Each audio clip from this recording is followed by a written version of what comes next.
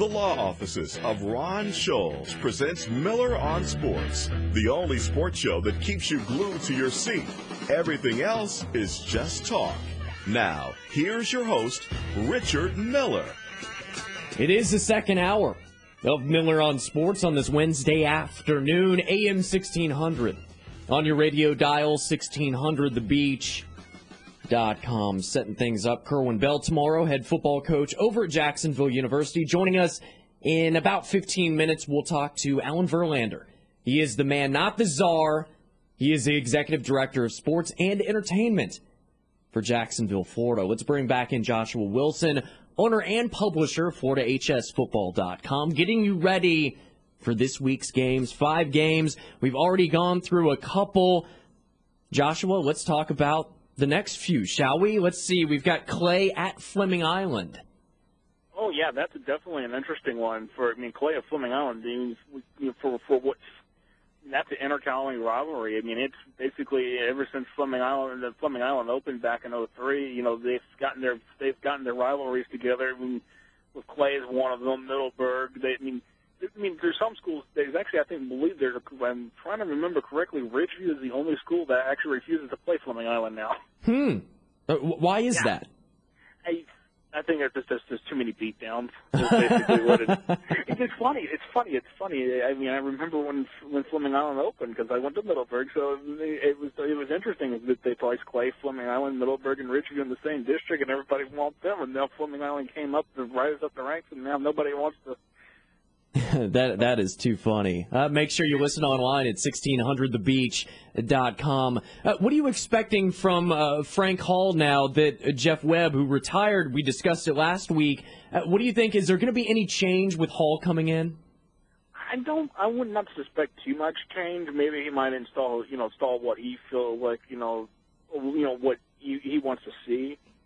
But, the thing is that, I'd like to see how takes on, being able to go behind the shoes of the legendary Jeff Webb, who coached around the state and has won state championships. Mm-hmm.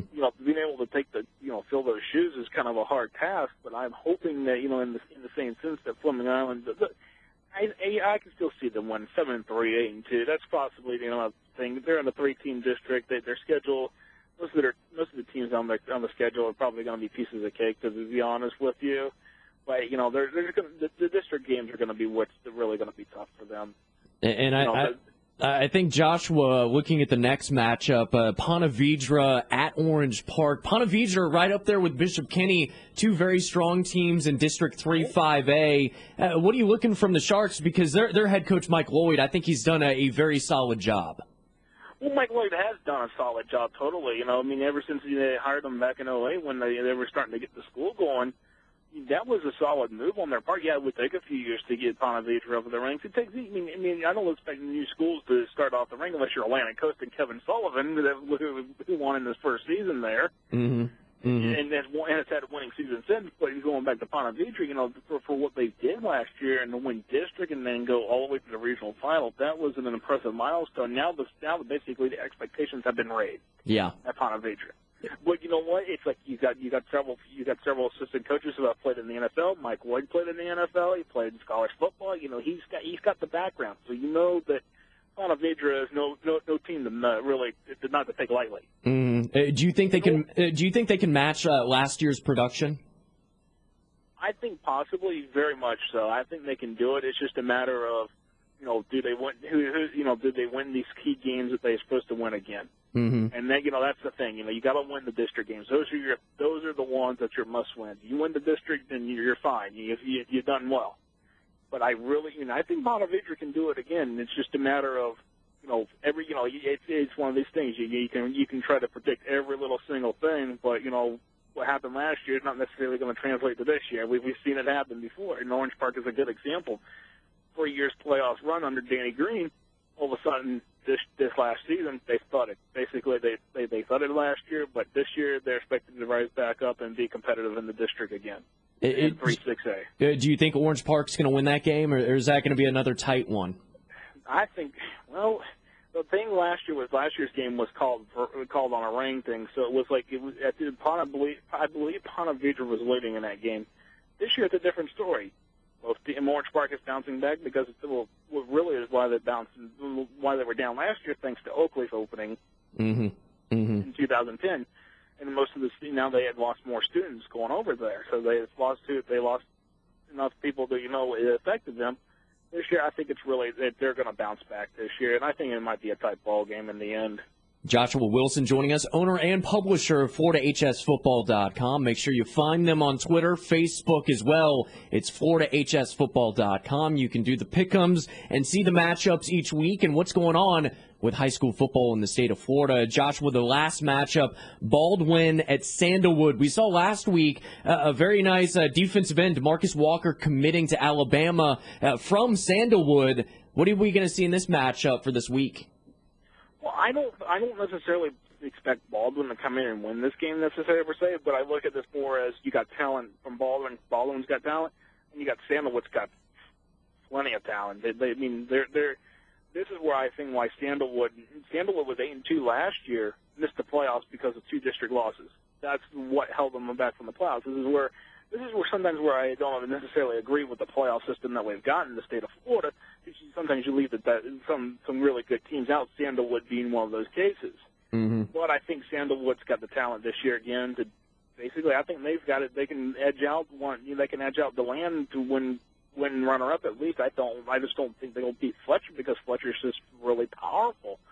I mean, we saw it last year, and they have a lot of the talent back this year, and I think they're just going to be, that's going to be what makes it interesting for Sandalwood and Fletcher in their district. But back to this game, it's a matter of talent here. I think Baldwin might be able to keep it close, but I mean, this is a case scenario. You got this Baldwin's a 1A team, and Sandalwood is an 8A team, so you're taking from the low end to the high end right here in this one game.